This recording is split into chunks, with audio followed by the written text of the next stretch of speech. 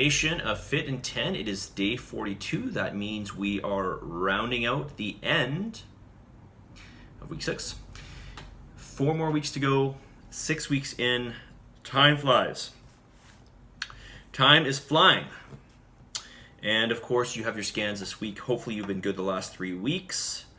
And we're going to see more progression, right? Reminder, this is all about being consistent.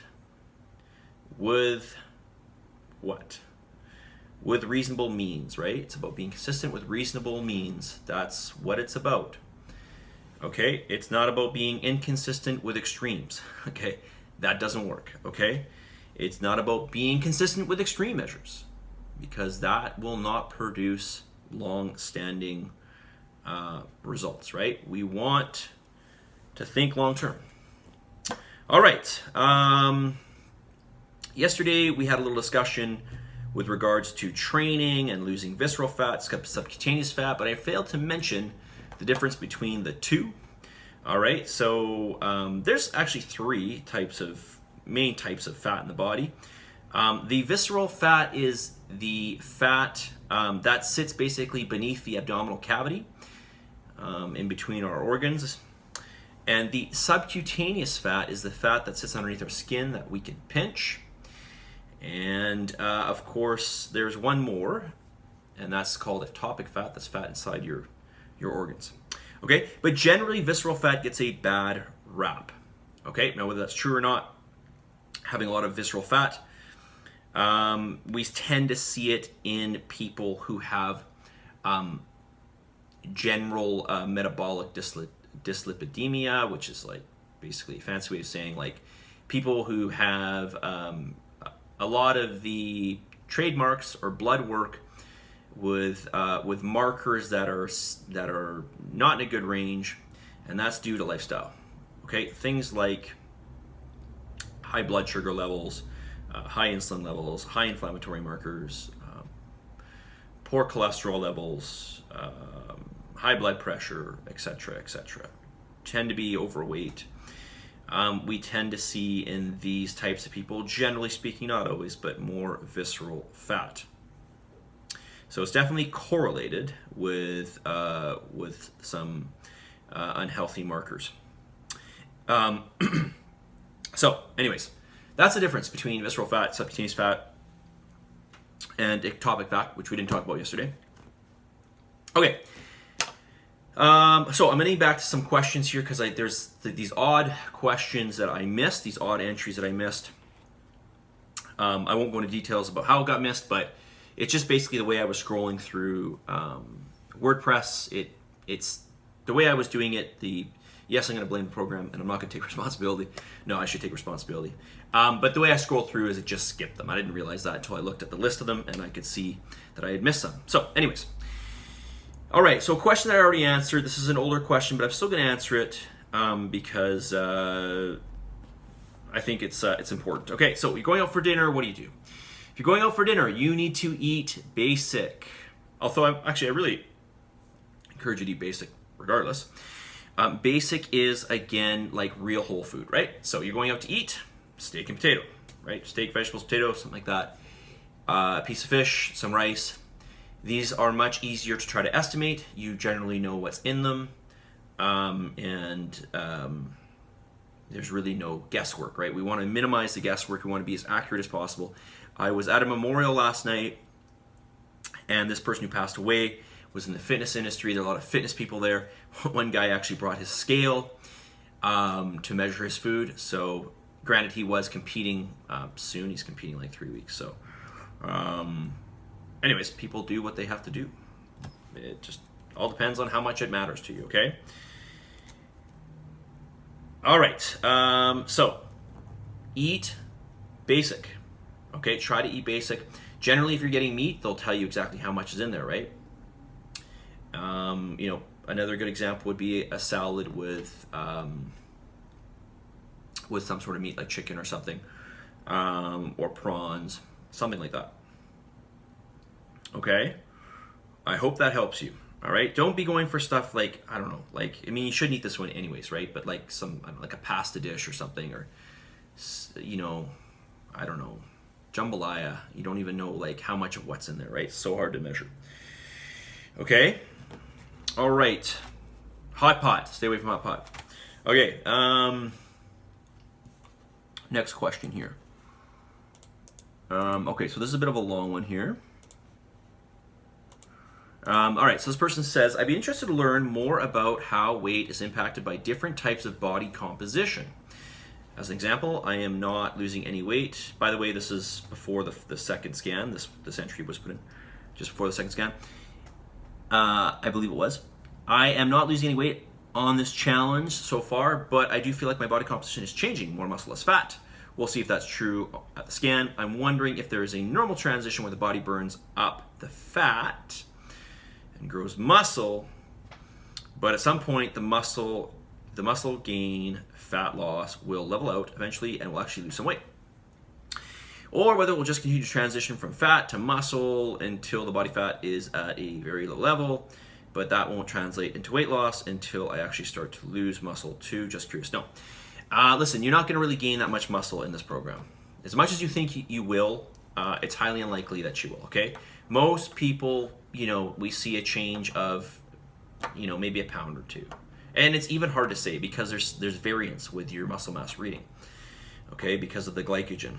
So, yeah, I mean, you're in this challenge to lose body fat, essentially. Okay, that's the premise of this challenge. It is a body fat loss challenge, not a muscle gain challenge. So yes, you will see that. Now, but weight is not the end all be all. It's not even just about muscle and fat. It's also about body, how your body chooses to store water, right? And that's, time dependent, especially if you're female. All right, so when you're trying to measure your weight or your body change over days or a couple weeks, it can be very, very hard to see, especially if you start weight training and glycogen levels go up. Or you're female, and of course, hormones in the female body are just not as stable. So we see generally periods of more water and less water. Okay, this is just water. This is not any kind of tissue in the body. It's not bone. It's not fat. It's not muscle. It's just water. All right, it doesn't really mean a whole lot. Okay, so you can expect your weight to drop down. Okay, and I think we already saw that when you came in for your scan. But quite often, what I tend to see from the first scan to the second scan is there is some gain in glycogen, there is some gain in total body water, and so the loss in fat. We tend not to see quite as much on the scale. Okay, generally speaking, not always the case with everybody. The other thing I want to say here, and I'm not pointing out to this person, and I'm just talking in generalities here, you want to make sure that you are following everything to a T. How closely are you following everything? Right? Because that's going to matter. It's all about being consistent with reasonable measures, right? Not consistent with extremities, not inconsistent with different measures, right? We need to have a baseline and we need to follow that and stay as closely to that baseline as possible. So you just need to look back. If you're not getting the results that you see, don't even go by memory. Go look at your food journal. See how accurate you were. Literally go through each day and then mark down, okay, I was 75% here. Okay, I was 80% here. Okay, I was 100% here. Write down every day. See. And then I guarantee you, for a lot of you, you'll do that. You go like, holy shit, I didn't realize that I'm actually off by that much on so many days. Okay? Now, for a lot of you, just implementing some of these pillars and doing them to some degree is going to initiate some good change. Okay? It just depends on the relative change to what you were doing prior to this, right? So, and that's hard for me to measure. Okay? So just do everything that you can as closely as you can, and things will happen. All right? Listen, it's very easy to lose weight overnight. I can show you ways to lose weight 10 pounds overnight, no problem. 10 pounds overnight, no problem. But it's just water, okay? So I think I told you guys last year when I was at North Americans, I had to make weight. I went from 194 and I made weight at 175.9. So I lost about 18 pounds, and that was 18 hours. Okay, it was literally 18 pounds in 18 hours.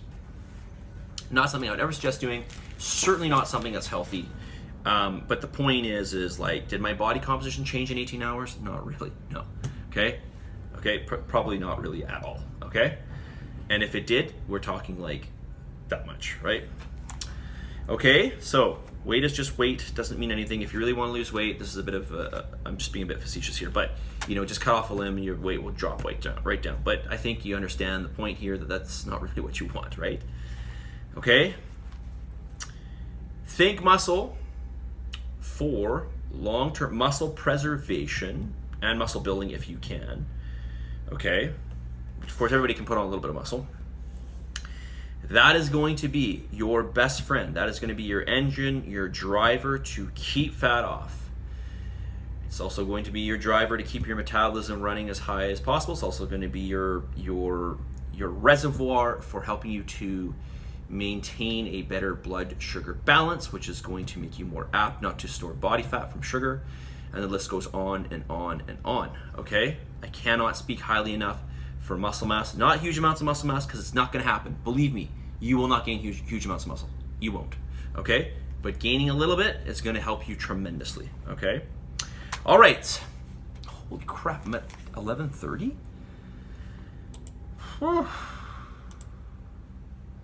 Rest of the day. Time flies, but you're the pilot.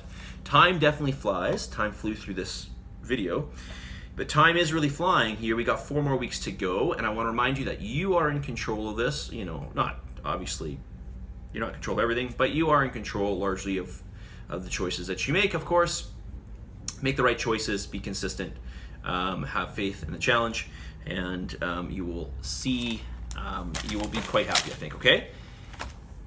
Time flies, but you are the pilot. I'm going to remind you to be as consistent as you can with these measures.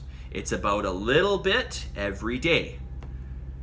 I know you want to throw in a lot one day, or maybe a bunch of days, and then maybe have a couple days off, and then go really hard. No, it doesn't work like that. It's got to be a little bit every single day. Slow and steady wins the race. Of course, in this race, it's a never-ending race, right? It goes on forever because it's a lifestyle. All right? Positive energy, positive vibes. Believe in yourself, and for the love of God, give some gratitude. I will talk to you all very soon. Clicker, work for me. See you guys.